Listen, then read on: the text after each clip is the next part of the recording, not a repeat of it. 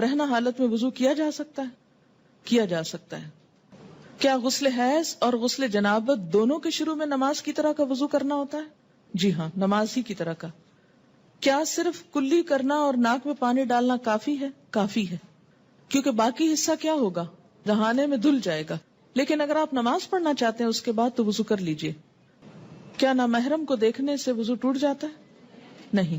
مسواک وضو کے دوران کب کرنا چاہیے اور کیسے؟ جب کلی کر رہے ہوں اس وقت. ٹھیک ہے. غسل کرنے سے پہلے کیا مکمل وضو کرنا ہوگا یا پاؤں غسل کے بعد دھونے ہوں گے؟ بتائیے. مکمل وضو کرنے کے بعد آخر میں دوبارہ پاؤں دھو کر باہر نکل آئیے. سنت ایسے ہی ہے. ایک سوال یہ ہے کہ جو لوگ مریض ہوتے ہیں اور ان کا پیشاب قطرہ قطرہ نکلتا رہتا ہے، اس کو عربی میں کہتے ہیں سلسل البول، یعنی مسلسل پیشاب آتا رہتا ہے. یہ ایک خاص بیماری کا نام ہے. تو اس کو معذور قرار دیا گیا.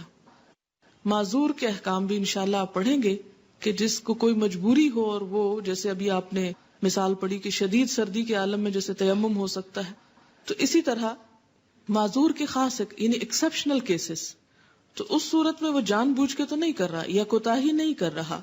تو اس میں یہ ہے کہ نماز پڑھنے کے وقت جب شروع کرے نماز تو وہ پاک کپڑا پہن لے، یعنی کپڑا تبدیل کر لے، یعنی اپنی شلوار یا جو کچھ بھی وہ پہنتا ہے.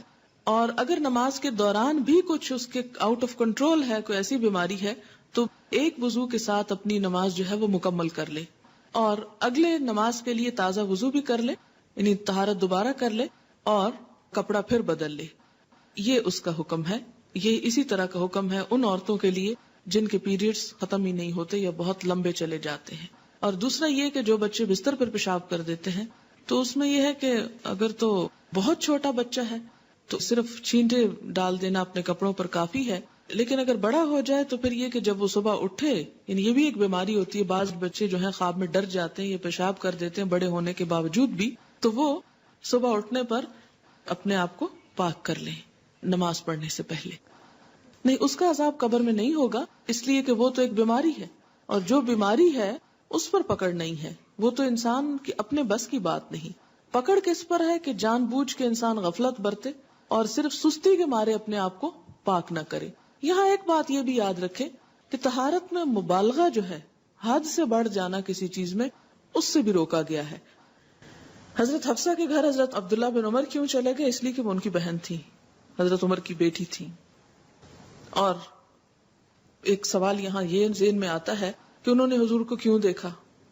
کہ جب کوئی رفع حاجت کر رہا ہو تو کیا اس کو دیکھنا جائز ہے؟ بات یہ کہ جائز نہیں، لیکن اچانک بھی کسی پہ نگاہ پڑ سکتی ہے. اور ان سارے امور میں اللہ تعالیٰ کی ایک حکمت ہوتی ہے کہ وہ کیا دکھانا چاہتے ہیں. ایک نئی بات، یعنی دین میں ایک سہولت پیدا ہوگی نا اس کی وجہ سے، کیونکہ اس چیز سے تو منع ہے جہاں کوئی رفع حاجت کر رہا ہو تو وہاں پر کوئی اور جائے یا اس کو اس حالت میں دیکھے. لیکن یہاں پر آپ کو میں اپنے گھروں کے اندر جو باتھ روم ہیں اس کے استعمال کے لیے بھی یاد دہانی کراتی چلوں کہ ٹوائلٹ سے باہر فرش پر بیٹھ کر رفع حاجت کرنا یا پیشاب کرنا یہ بھی سخت منع ہے، اور یہ بھی اسی میں شامل ہو جاتا ہے، اس لیے کہ وہ فرش ناپاک ہو جاتا ہے، اور ہو سکتا ہے جو بعد میں آئے اس کو صحیح طور پر پاک نہ کر سکے، یا آپ ہی صحیح طور پر اسے پاک نہ کرے. اور ایک جگہ جس پر یعنی جو ظاہر نظر آ رہی ہے، جو فرش کی قسم کی، جہاں آپ کو معلوم ہے لوگ اپنے کپڑے دھوتے ہیں، لوگ کھڑے ہوتے ہیں، نہاتے ہیں یا وضو کرتے ہیں، تو اس کا نتیجہ کیا ہوگا کہ وہ غلیظ فرش جو ہے اس کی چھینٹیں پلٹ کر انسان کے جسم پر آئیں گی، کپڑوں پر پڑیں گی یا جوتوں پہ گندگی لگ جائے گی. تو اس صورت میں اس کام سے منع کیا گیا ہے، اور مخصوص حصے یا علاقے کو ہی استعمال کرنا چاہیے، باقی جگہ کو گندا کرنے سے پرہیز کرنا چاہیے.